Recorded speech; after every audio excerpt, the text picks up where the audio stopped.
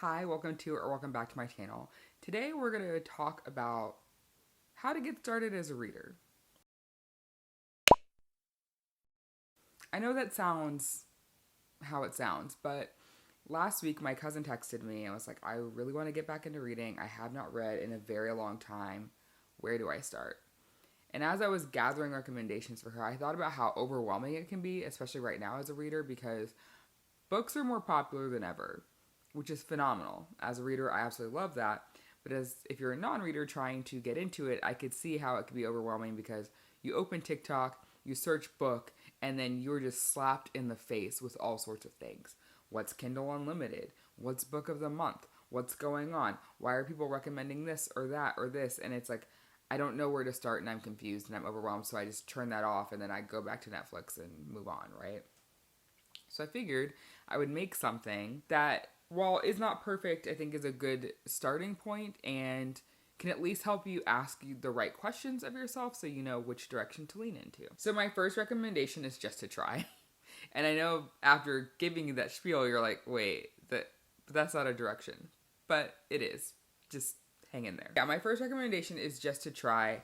And what I mean by that is put yourself in a position to be around some books and just try some. So take yourself to Barnes & Noble or your local indie bookstore if you have one.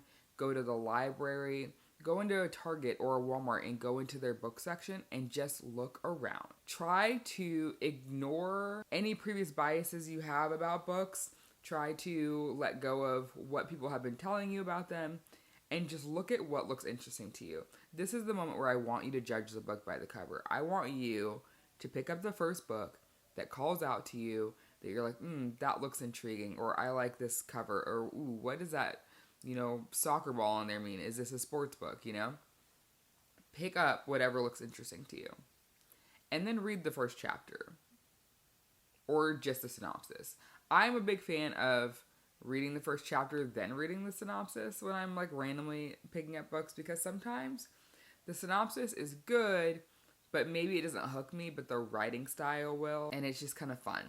And no one's gonna hurt you for, reading the first chapter of the book. Just like no one's gonna get on to you when you try a grape in the grocery store, okay? Try the grape, try the first chapter of the book. The next thing I would recommend doing is trying to find things that are in the same genre of other mediums of media that you enjoy. So for example, I have been really into Grey's Anatomy recently. Grey's Anatomy is dramatic as fuck. It's a millennial soap opera. We all know this. It also has multiple romance sublines. It has obviously some medicalness to it and kind of thrilling moments, but it's not scary or anything, obviously. But like, you're watching them in the ER trying to, keep somebody alive so they can rush them into surgery. Like, that's thrilling. So I might lean into romance because, again, romance subplots. I might lean into a mystery thriller, whether that is a medical one or one that just is about, catching an unknown bad guy, or maybe it's a courtroom drama because Grey's Anatomy is very procedural. You see where I'm going? So it doesn't necessarily have to be a like for like comp, but it can help you think about the elements that you like about a show or a movie that you regularly reach for as a comfort, and then look for that in a book. So obviously you can go by the actual genres, right? Like if you're standing in the library, like there is a section for mystery, there is a section for science fiction, there's a section for romance. So you can work your way through that to pick up a couple books and look. But I would go back to that first method I said of look at a book. Does that cover intrigue you? Pick it up. The other thing I would recommend doing is talking to a librarian or a bookseller. If you're in those spaces, I would reserve these specifically for if you're in an indie bookstore, like a chain store, like a Barnes & Noble, or if you're in a library. I wouldn't necessarily try that with like a random employee at Walmart or Target, because at both of those places, the people covering those areas, number one, if you're in Walmart, good luck finding a human being who's not just fulfilling an online order. And two, if you're in Target, most of the time the people working in that section are there for the electronics, and the books just are there, right? They have books, movies, and music all in the same section. And those people are there for like when you decide you want to buy a new pair of headphones or a Kindle or whatever. That's what they're there to help with, and they're not always readers. So I wouldn't. You could ask, and maybe you'll get lucky, and one of them is. but I would reserve this specifically for if you're in a space that is entirely dedicated to books. And I would ask that person, hey, like, have you read anything recently that you absolutely love? Or you could tell them, like, hey, I'm a new reader.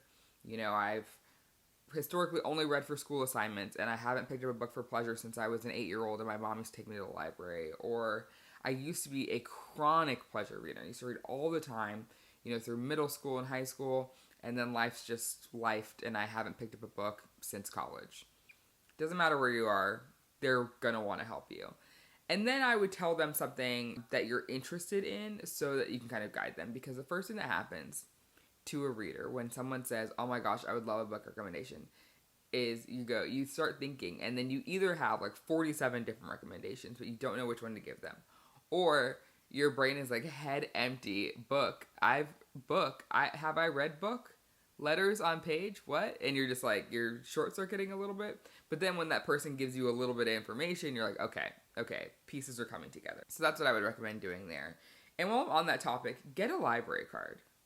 If you don't have one already, get one. If you have one already, see if it's expired. Most libraries have a webpage on your, city government's page. You can go on. You can put in your library card number and like sign in to the webpage so you can access other resources. Do a forgot password, put that card number in, and see where that takes you. And then if that doesn't work, get a new one. A lot of them have e-cards now, so you don't even have to physically go to the library to get one. Or at least you can fill out the thing, get the e-number, and just use that on like Libby, which we'll get into in a second, and then go in later to get your physical card. But I would recommend doing that. Getting a library card is a great place to start, because even if reading is only going to be an every once in a while hobby for you, let's say you're only planning to read 12 books a year, it's really nice to be able to try out books at a very low stakes way. And what I mean by that is, in this economy, going and buying a brand new hardcover for like $27.99 or whatever they are now is a lot. Especially for a story, especially if you're newer and you're not familiar with the author, you don't know if you're going to like it. If you hate that book and you just spent $28 on it, like, that sucks, So being able to utilize your local library is phenomenal.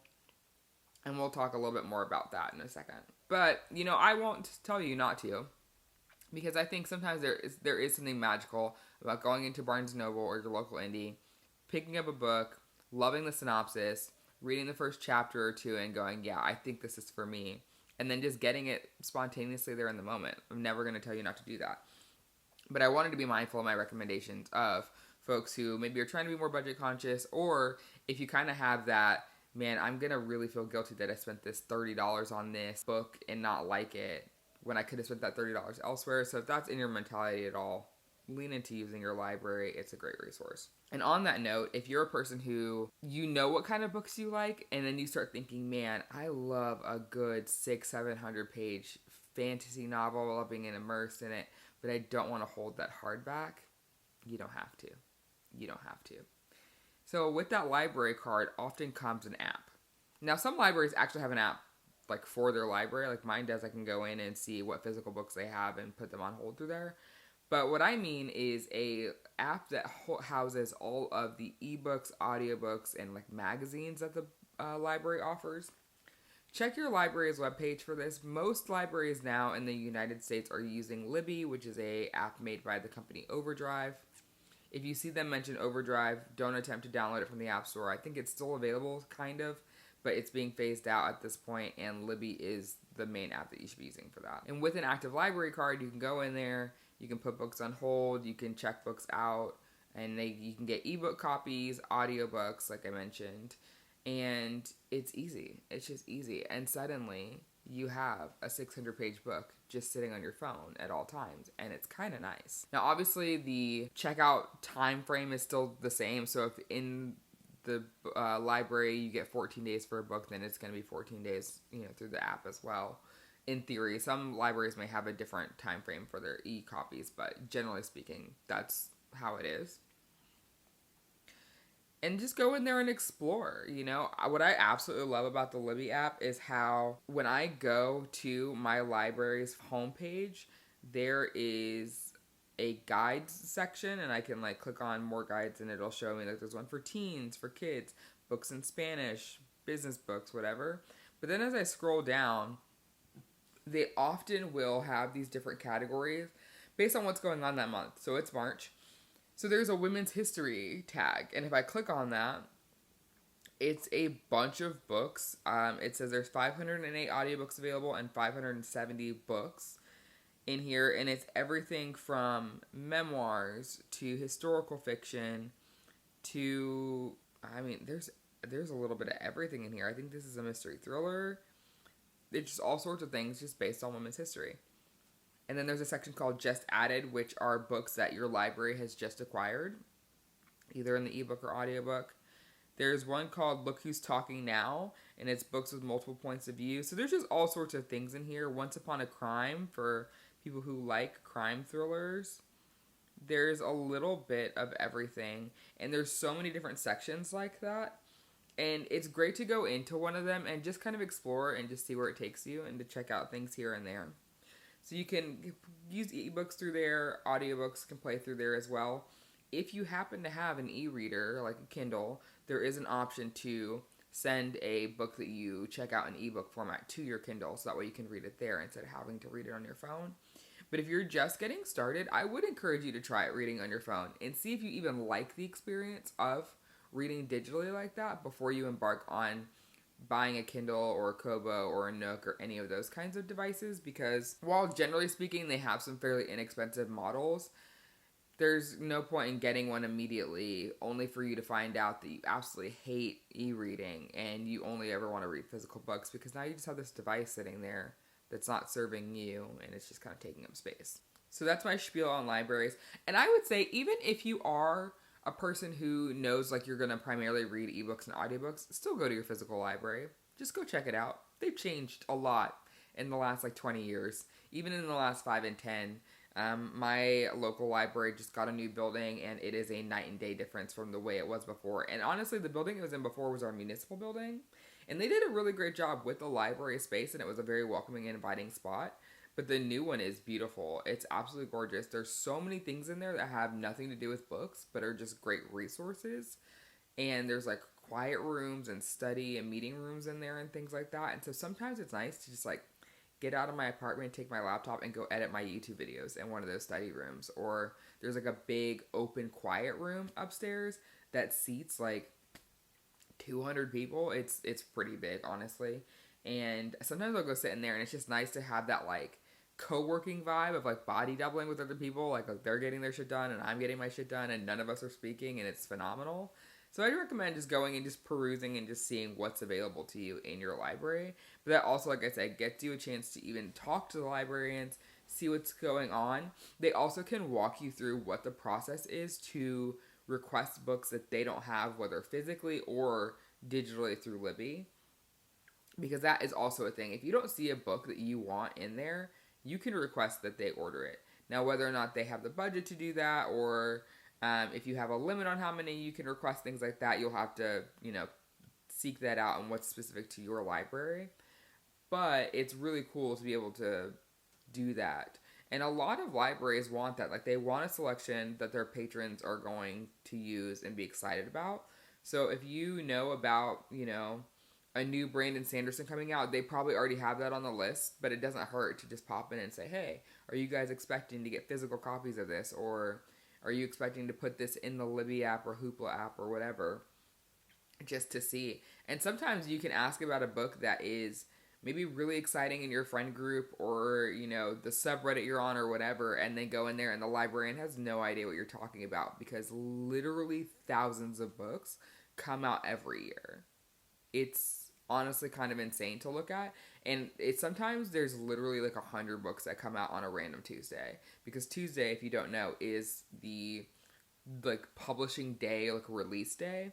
At least for the big publishers it is. Now if you're an indie publisher, you can kind of do whatever you want, but it's just an industry-wide kind of known thing that Tuesday's new release day. And we're getting into that season where there's an overwhelming amount of books coming out 2 Tuesdays out of the month. Even though stuff comes out every Tuesday, a lot of times the big publishers will pick specific days, and it will be a very big release day. We just had one this last Tuesday, the 5th? Yeah, I remember looking, and I want to say 7 books I was personally interested in all came out that day. And those are just books I'm interested in. And when I was looking through one of the publisher's websites, just looking at other things that came out that day, I want to say they had 35 books from one imprint alone that came out that day. It was kind of nuts. So don't be, alarmed if you go in and an author who's like a big deal to you, like their new release, like isn't on the librarian's radar, or if they're like, I don't know, and like they have to like go look it up and see what that looks like. And it also could just mean that other people who are fans of that person also have not talked to the librarian about it and asked to even have that person's books added to the library's catalog. And so you can get pretty far just by sparking up a conversation like that. So we talked about, trying to find where to start as far as like what to read. We've talked about where you can go to read. The last thing I'll say is don't be afraid to pivot. If you decide, you know what, my library is kind of far, but Barnes & Noble's 5 minutes away from my house, or it's, right next to where I go for a weekly appointment or something, and I'm going to go in there and pick up some stuff. That's great. But then if you look and you go, man, I spent like $100 on books last month, and that was kind of crazy, but I want to keep this hobby up, go venture out to your library. Or, if you've been looking at Book of the Month or one of those other book boxes like Probably Smut or, Fairy Loot, experience one of them. Most of them make it fairly easy to cancel, so you can, trial a month or two, see if you like it. There are just so many options in there, and there's nothing wrong with changing your mind. There's absolutely nothing wrong with changing your mind. And I think that's something that people struggle to embrace sometimes when they commit to this thing and they're like, man, I'm going to start reading and I absolutely love it or whatever. And maybe you dove headfirst into romance and you're like, man, I'm kind of burnt out. And it makes you want to quit reading. But instead, you could go try fantasy, even if you've never been into fantasy before. Or you could go try thrillers or historical fiction or memoir nonfiction. There's so much out there that you shouldn't be afraid to pivot. You shouldn't be afraid to change your mind. The last thing I'll mention are just some places that you can get recommendations from, other than what I mentioned, like that Libby front page or just like friends and family. There are services that will make book recommendations for you. Some of them are free, some of them are paid. Like there's one I know of from Book Riot called TBR. It's Tailored Book Recommendations. They have you fill out this form. You choose whether you want your recommendations to come in like just getting the email with the titles and like why they chose them for you.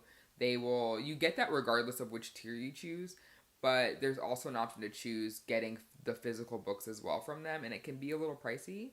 When I've used it, I've just used the list option because I like to get my books from Libby a lot or from the physical like library, and it's just easier for me to do that, partly too because of my proximity to the library. But those are really cool. I mentioned Book of the Month and other book boxes. I'm going to have a list of different resources from this section in the description box, because there's no way I can list everything that like I've ever come across for this, because there's just so many out there. But I also wanted to talk about, there's some podcasts that are out there that are great. TikTok and Instagram.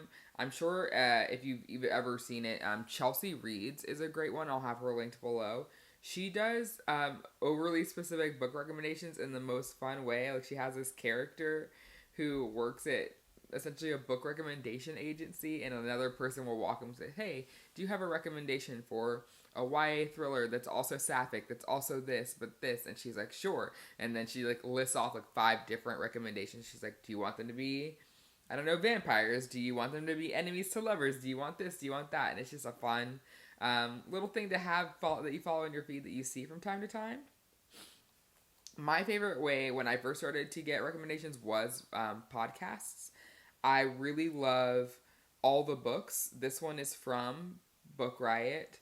And what I love, it's evolved a lot. There used to be 2 consistent hosts, and then one of them, her role in the company changed, and she still does some of the podcasts, but she doesn't do that pod anymore because it just requires a lot of reading. And what I like about it is that it has one static host, Liberty. She's there every week for the most part, but then she's got a rotating list of hosts that join her every week, which means that the recommendations are so vast.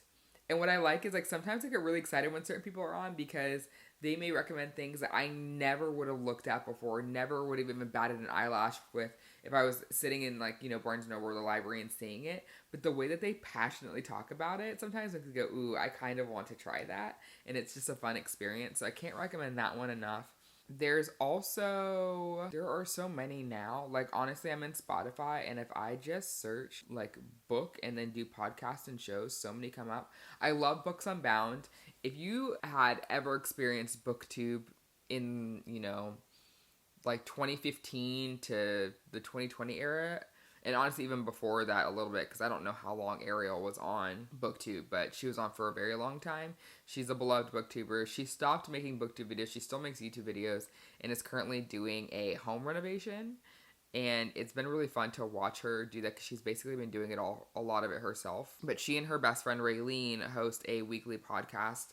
And what I like about theirs is not necessarily recommendation focused. It is just two friends coming on to talk about the books they love and the books that they're experiencing. And then they also have some fun segments where they like answer community questions or recommend things to them. Book dilemmas. It's super fun. There is an audio medium on Spotify and wherever you can get podcasts, but then there's also a YouTube component, so you can actually watch them as they're having these discussions. I really enjoy them because they read a lot of books that I wouldn't reach for, but because of how they talk about them in their reading experiences, I've read some things that I just never would have read before, and it's kind of fun. They tend to lean more in the literary fiction category, but they've read a wide number of things. So a few other ones that I'll just list. There's I'll Read What She's Reading. There's the Book Riot podcast. That one is more what's going on in the world of publishing and just kind of like books and reading. It's not so much direct, what's the word I'm looking for? It's not so much direct recommendations, but they do that from time to time, especially around the time of like Mother's Day, Father's Day, graduations, the holidays, things like that. There's If Books Could Kill. This one is also not recommendation based and instead is the hosts reading specific books and then discussing them with a co-host. I believe it's Michael Hobbs, who is often on Maintenance Phase, and was on what was that one pod with Sarah, what's her face, You're Wrong About. I forget Sarah's last name at this moment, but he used to be on that as well, and I just love hearing him and his opinions about things, so sometimes it's fun to pop into one of those. There are also podcasts that are like dedicated to specific books, like Book Talk for Book Talk. That one right now is doing, I think they did a breakdown of like the ACOTAR series, and now they're on House of Earth and Blood. So I think I don't know if they're only dedicated to Sarah J. Maas books or if that's just what they're in right now, but they're doing that. NPR has the Book of the Day podcast. That often is highlighting newer releases and mostly, I would say, memoir, literary fiction, things like that. There's just so many in here. There's Book Club Babes. There's Books and Bitches. There's Currently Reading. There are so many pods. So many. So I'd recommend those. And then if you search book recs, whether that's all together or two separate words, on Instagram or TikTok, so many accounts will come up that are entirely dedicated to books. We've actually called those communities Bookstagram on Instagram and Book Talk on TikTok. And there's so many recommendations. I will say, you have to swim a little bit through the shit before you get to the good stuff sometimes. They're really obsessed with Colleen Hoover, really obsessed with Sarah J. Maas, and who else? Taylor Jenkins Reid, I would skip, TBH. Emily Henry is fine, but the way they hype her up, I'm like, y'all, these books are good, but like, y'all are acting like there's a little crack in them and I need you to chill a little bit. There's a lot on there that like gets really, really hyped and that you will see when you physically go into a library or go to Barnes & Noble. Like, there are tables dedicated to like the book top 10 or whatever. And while those books, some of them have a lot of merit, some of them are great. And there's some that I personally enjoyed that I still don't think are worth the hype that they get sometimes. But there are just so many great books out there that I would scroll past, when you're seeing the same 5-6 covers at the time, and then scroll through until you see some ones that you haven't quite seen as much in previous videos, but are piquing your interest. And then you also, as you're looking, I would recommend looking at the tags that are on those videos and kind of just clicking through them and seeing what works for you. You also can search, like if you know about a series, you can search for that series, you can search for tropes. I mean, at that point, you're just searching SEO. So if you know how to do an adequate Google search, you can search through TikTok and Instagram and find your people. But that's what I would recommend doing. And then my last advice to you is, and it's funny I'm saying this because I'm literally sitting in front of a giant bookshelf. You don't have to have a giant bookshelf. You don't. You don't have to buy hundreds of books. You absolutely do not have to do that. I'm in a period now where I am getting rid of books that like I don't love and am picking up books that I do love and getting copies of books I've read on my shelves. And it's an expensive process, so I've been doing it very slowly and trying to choose what I want very specifically. And I would just say that there's no right or wrong way to be a reader. If you pick up a book, you're a reader. If you read on your phone, you're a reader. If you listen to audiobooks, you're a reader. You just are. If you read, once every 2 months, or if you read a book a day, you are a reader. Read at your own pace. Enjoy what you enjoy. And just be open to new book experiences is all I'll have to say there. So with that being said, thank you so much for tuning in. I hope you got something out of this video. I got so excited to edit this video and get it out to you guys that I never actually talked about the book recommendations that I have for you. Like literally, hair in sport mode, was sitting at my computer, headphones on, listening to me talk so I could edit the video. Didn't talk about book recommendations, so I'm back. Let's do that. Okay, so I have a random assortment of recommendations for you guys. I made this list with the thought in mind that most of these books have been out for at least 5 years. I shouldn't say at least. Anywhere from 3 to 5 years roughly, and that usually means that they have a short hold time or no hold time if you're using Libby. You're probably going to be able to find them in your library, and you're probably going to be able to find them for a pretty low cost if you go buy them at the bookstore. So here we go. I have the Wedding Date series by Jasmine Guillory. The first book in this one is titled The Wedding Date. There are 5 books in total in this series, and I'm recommending it because I think it's a really good place for people who want to read romance but are terrified by the absolute smut fest that's going on TikTok right now. I am personally an enjoyer of smut, but sometimes you don't want to be slapped in the face with that, And I think that series does a really good job of mixing the actual romance, the friendship balance. There's a good found family group in there, and then the eventual couple of spicy scenes that are in there, but they're not like aggressive or gratuitous. Then we have the Brown Sisters series by Talia Hibbert. This is one of my favorites. The first book in the series is called Get a Life, Chloe Brown.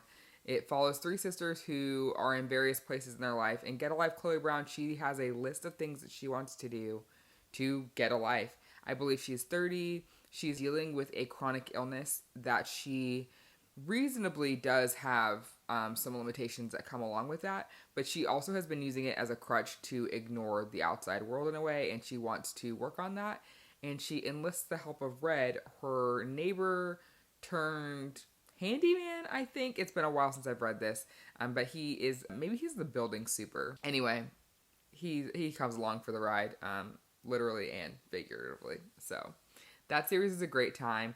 And so is the Bromance Book Club series by Lyssa K. Adams.